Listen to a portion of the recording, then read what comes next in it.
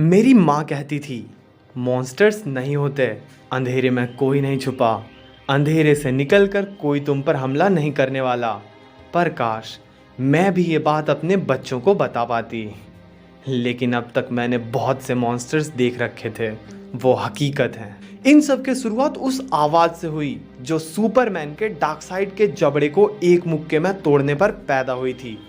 Dark side का invasion एक हफ्ते तक चला और जब उसकी हार हुई, वंडर वुमन ने उसे लाशों में लपेट कर कहा, अपने अभिमान की सौगंध खाकर कहो, दोबारा पृथ्वी का रुख नहीं करोगे।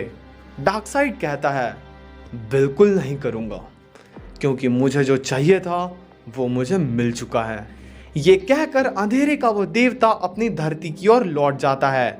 ग्रीन एरो कहता है, मुझे उसकी बातें तो मस्त लगी, पर वो आखिरी शब्द मुझे खतरनाक लगे। जिस पर बैटमैन कहता है, मुझे साइबॉर्ग के सिग्नल्स नहीं मिल रहे, हमने उसे खो दिया। फ्लैश कहता है, लेकिन तुम्हें कैसे पता? जिस पर बैटमैन कहता है, मैंने उससे मिलते ही उस पर एक ट्रैकर लगा दिया था जिसकी रेंज 2 लाइट ईयर्स है और मुझे साइबॉर्ग के ट्रेसेस दूर दूर तक नहीं मिल रहे, जिसका मतलब है कि वो हमारे सोलार सिस्टम में ही नहीं है। जिस पर सुपरमैन पूछता है, क्या उसे पता था? बैटमैन की खामोशी जवाब दे देती है। फ्लैश पूछता है, मतलब तुमने हम सब पर भी ट्रैकर लगाया है? सुपरमैन पर भी? बैटमैन थोड़ी देर चुप रहकर कहता है, नहीं। जस्टिस लीग समझने की कोशिश कर रहे होते हैं, लेकिन सच्चाई ये थी कि डार्कसाइड ने हमला असल में एंटी लाइफ इक्वेशन के लिए किया था। अपोकलिप्स पर डेसार्ट साइबॉर्ग के बॉडी से एंटी लाइफ को निकालने की बात करता है। तुम इसके बारे में जानते हो टीन के डब्बे? यह किसी भी रेस से फ्री विल छीन लेता है और चलते फिरते मुर्दे बना देता है, सेंटिएंट्स को भी। सर्वशक्तिमान डार्कसाइड के पास एंटी लाइफ का आधा इक्वेशन था, आधी उन्हें तुम्हारी धरती पर मिली। तभी वहां पर डार्कसाइड अपने हाथ में मदर बॉक्स लिए आता है। साइबॉर्ग कहता है, क्या तुम परफेक्ट डायलॉग डिलीवर करने के लिए अंधेरे में इतने वक्त से छुपे थे? डार्कसाइड डेसाद को साइबॉर्ग की जुबान काटने का हुक्म देता है, जिस पर डेसाद बिल्कुल देर नहीं लगाता। डार्कसाइड डेसाद को अगला हुक्म देता है। वो कहता है कि उस कंप्लीट हुए इक्वेशन को डिजिटल और फिजिकल तौर पर रखे, जिससे ये तेजी से फैले। डेसाद कहता है, मास्टर ये मुमकिन है, लेकिन इस प्रोसेस में अगर होस्ट की मौत हो जाए तो मामला बिगड़ सकता है और समीकरण का अस्तित्व मिट जाएगा। डार्कसाइड कहता है, उसकी चिंता मत करो डेसाद। और डार्कसाइड वहीं पर मृत्यु का आह्वान करता है और अगले ही पल ब्लैक रेसर वहां पर आ जाता है। डार्कसाइड उसे पकड़ता है और डेसाद बेरहमी से उसकी बॉडी से डेथ का एक पार्ट निकाल लेता है। मैं इस समीकरण के संतुलन को बनाए रखने के लिए इसमें मौत के एक हिस्से को मिलाता हूँ और कुछ ही पलों में वो समीकरण तैयार हो जाता है। लेकिन ये करप्शन था, इसने अंधेरे के भगवान को सबसे पहले भ्रष्ट किया। ब्लैक रेसर ने अंधेरे के ईश्वर के मरने की भविष्यवाणी की और साइबॉर्ग एक बूम ट्यूब को खोलकर वहां से भाग गया। डेसाद उस समीकरण से इम्यून था, लेकिन बौखलाए डार्कसाइड का पहला विक्टिम ब्लैक रेसर बना। मौत बांटने को इच्छुक डार्कसाइड अपने प्लेनेट की कोर की ओर कूद गया। वो चीखा और उसने अपने भीतर के सारे अंधेरे को आग के हवाले कर दिया और अगले पल डेसाद ने अपने मास्टर को मरते देखा और ब्रह्मांड ने पूरे अपोकलिप्स की मौत देखी। दूसरी ओर मेट्रोपोलिस में खुले उस बूम ट्यूब से साइबॉर्ग नीचे गिरा। उसे देखने भीड़ इकट्ठा हो गई, लोग फोटो खींचने लगे।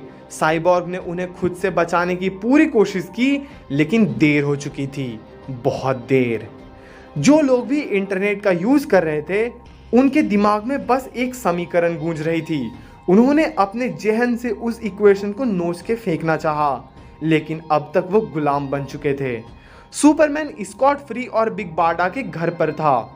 स्कॉट आश्वासन देता है कि अगर साइबॉर्ग अपोकलिप्स पर है तो वो उसे ले आएगा। तभी सुपरमैन को कुछ सुनाई देता है। वो कहता है, मुझे जाना पड़ेगा, कोई चीख रहा है। नहीं, ये दुनिया ही चीख रही है। और सुपरमैन को जॉन और लॉइस की याद आती है। वहीं लॉइस और क्लार्क के अपार्टमेंट में डेमियन और जॉन गेम खेल रहे होते हैं और लॉइस कामकाज कर रही होती है। तभी उनका फोन रिंग होता है। जॉन कॉल पिक करने के लिए जाता है, लेकिन सुपरमैन की हीट विजन फोन डिस्ट्रॉय कर देती है।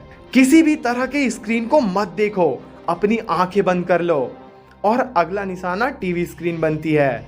वहीं बैटमैन कई स्क्रीन्स के सामने बैठकर दुनिया पर नजर रखे होता है। वो हर तरह के बचाव के प्रोटोकॉल्स को एक्टिव कर देता है। कंप्यूटर बताता है कि लगभग 600 मिलियन लोग इन्फेक्ट हो चुके हैं। बैटमैन चीखता है और वैन मैनर के इलेक्ट्रोमैग्नेटिक पल्स पावर को एनेबल कर देता है और मैनर अंधेरे में डूब जाता है। डेमियन ब्रूस को कॉल लगाता है पर वो उठाता नहीं, जिस पर उसे टेंशन होने लगती है।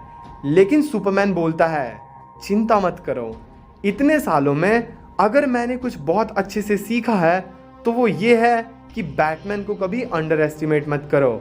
बैटमैन वेन मैनर में अपनी फैमिली को बुलाता है। आल्फ्रेड उसके पास आकर कहता है, वो सब यही है सर। इनफैक्टेड डिक और टिम बैटमैन पर सेवरली अटैक करने आ जाते हैं, लेकिन बैटमैन उन्हें पूरी तरह नहीं हरा पाता। माँ कहती थी, मॉन्स्टर्स नहीं होते, अंधेरे में कोई नहीं छुपा, कुछ भी अंधेरे में छुपकर तुम पर हमला करने के लिए नहीं बैठा। काश मैं भी अपने बच्चों को बता पाता। डिक ने बैटमैन को इन्फेक्ट कर दिया और बैटमैन आल्फ्रेड को भागने को कहता है, लेकिन अब तक मैंने बहुत से मॉन्स्टर्स देख लिए थे। हाँ, वो हकीकत में होते हैं।